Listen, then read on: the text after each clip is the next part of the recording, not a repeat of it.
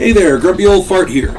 Due to YouTube's changing quote-unquote community standards, I created a channel called Grumpy Old Fart over on Rumble, a free speech alternative to YouTube. You can see all of my stuff over there, including my political and social commentary, as well as my current events videos.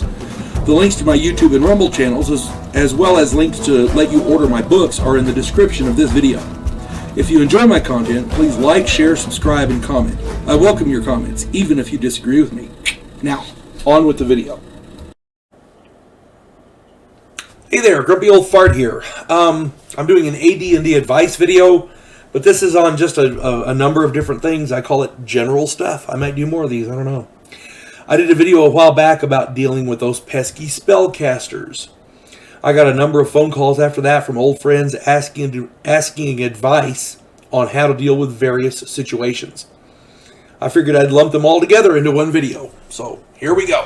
First off, regardless of whatever situation you find yourself in life and in D&D, the best tactic is to use whatever works. This is a blanket statement which covers literally any situation. Do whatever works. It's the oldest tactical principle. Do what works. Okay? If you're worried about aesthetics and you're worried about other factors, it may inhibit your ability to survive a situation. Do what works. Don't worry about aesthetics. The first one that people asked me about, my good friend Larry asked me about, was invisibility. There are two flavors of invisibility, standard and improved. Standard invisibility goes away the first time the user attacks. So they cast invisibility, they attack, they become visible. It's like a one-time surprise thing, and it works pretty good. Now, if they don't attack, they can remain invisible virtually forever, so that's a concern, but at least they're not attacking you. Once they attack using standard invisibility, they become visible. Improved invisibility lets the user stay invisible whether they attack anyone or not. So this guy can stay invisible and keep smacking you around, and he stays invisible. Excuse me. Damn it. Excuse me. It's stuck in here. It won't come out. My go-to tactic for invisibility is to buy flour or paint. Handfuls of flour thrown through an area will reveal the location of invisible creatures. Paint does the same thing. Flour is cheaper and easier to carry. So, you know, the flour coats the person, the invisible creature, and it coats the floor so you can see where they're walking. It's absolutely wonderful. And it's cheap. It's simple. You carry a bag of flour with you. Somebody invisible, you throw it out there, you're good to go. There are other ways. Water is useful, but not as useful as flour. It's got to be something that's going to cling to them, and something that's going to, on the floor, will show footprints and like that. Water, I guess, can be, depending on the area you're in. Water can be okay, but yeah, you gotta. Flour is just best, in my opinion. All right. A standard echelon or phalanx formation. Every group is different, so you have to find out what works best for your group. But every group should have a standard echelon or phalanx formation, a standard fighting formation. No two groups of PCs are the same, so each group needs to discuss the situation. Generally, the best fighters need to be up front to engage the enemy.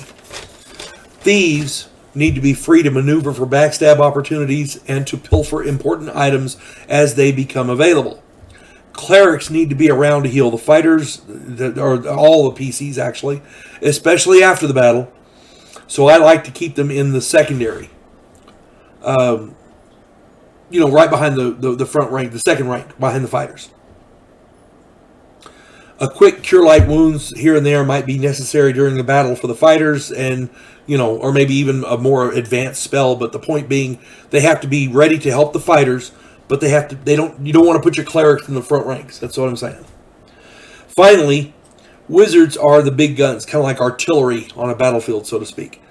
I like to keep them in the back to protect them. The clerics are decent fighters, so they can help protect the wizards from, anybody who wants to get at them. From the back, the wizards will have time and protection to cast spells as needed. As I said, every group is different, so each group will have to discuss their standard combat formation. I have found usually clerics are good for defending the wizards. And the reason I do that is if the wizards are in the back and the clerics are protecting them, they're both in the back. The fighters up front, the thieves can maneuver for backstabbing opportunities. It's a good general rule of thumb. Again, every group is different, so you're going to have to figure out what works best for your group. Short fighters can be up front. Taller fighters can be right behind them with pole arms and spears. So they can attack above the dwarves' heads and the halflings' heads, that kind of thing. Again, you got to discuss it with your group and figure out what works best, because good, sound battle tactics are imperative if you're going to survive in a reasonable D&D world. Okay, I've had players who they won't. It's all willy-nilly. They just run around attacking whatever. And of course, when my bad guys concentrate on the wizards because they're not being attacked, why are you concentrating on the wizards? Because they're your big guns. Think,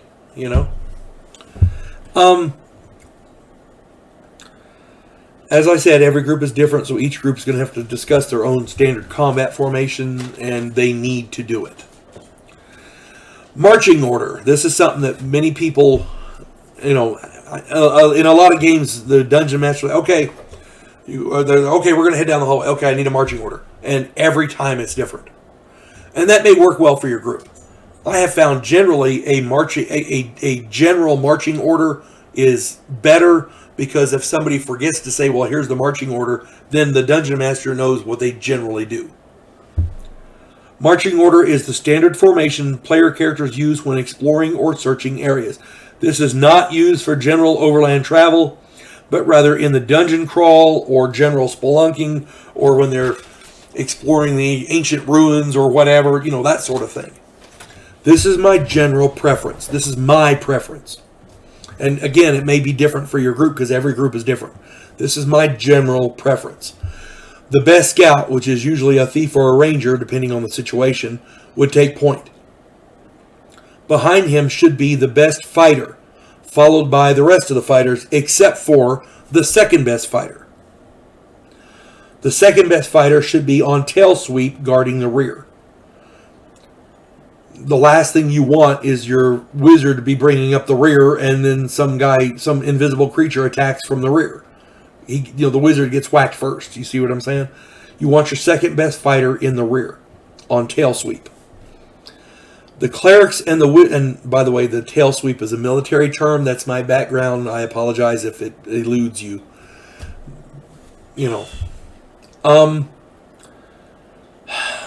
The clerics and the wizards should be behind the fighters, but in front of the tail sweep. Again, every group of player characters is different, so each group needs to discuss their standard marching order.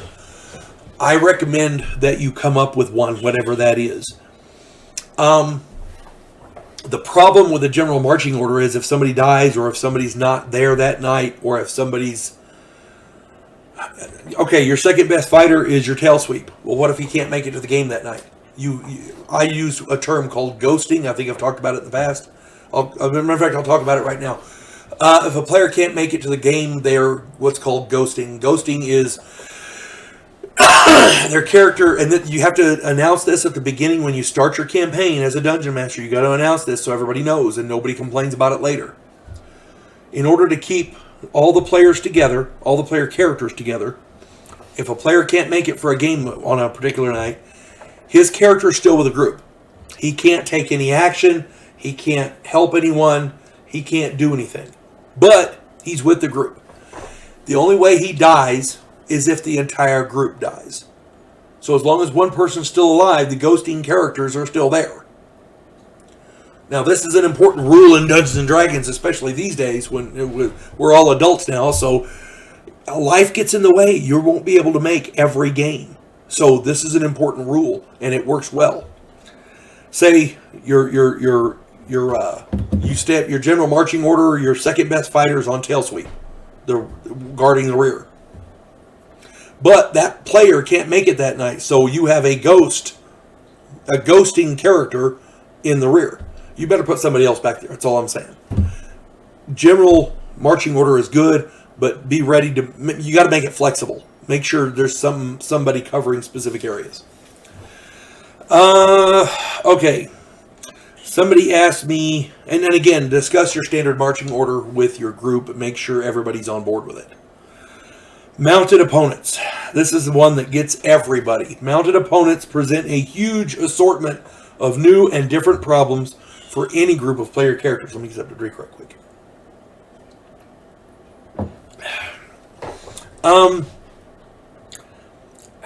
Whenever you're facing mounted opponents, they're faster. They can do hit and run tactics, even in tactical situations. They're higher. They have better weapons. They can come in, attack, and get away. Mounted archers just make all kinds of problems. I'm not even going to go there. My go-to tactic is to kill the mounts. Period. It's harsh and it's brutal, but dead horses are not useful in combat. Fire will scare the animals and break up any formation or organization of the enemy. If you've got a group of mounted fighters coming at you, throwing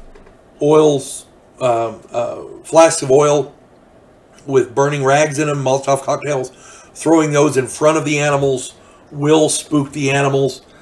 A rider at full gallop will take horrendous damage if the horse dies underneath him. A rider who is riding along and fire erupts in front of the horse spooks and jumps a certain direction. The rider's not ready. He could easily fall off. You got to disrupt that formation, and the best way, in my opinion, is to kill the horse. If you can't kill it, you got to scare it.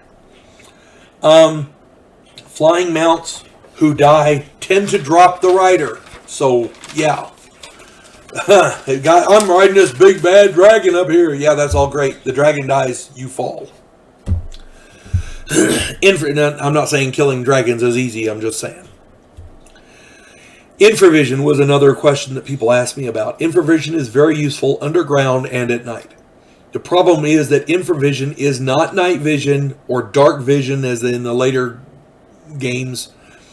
Infravision, by definition, detects heat signatures.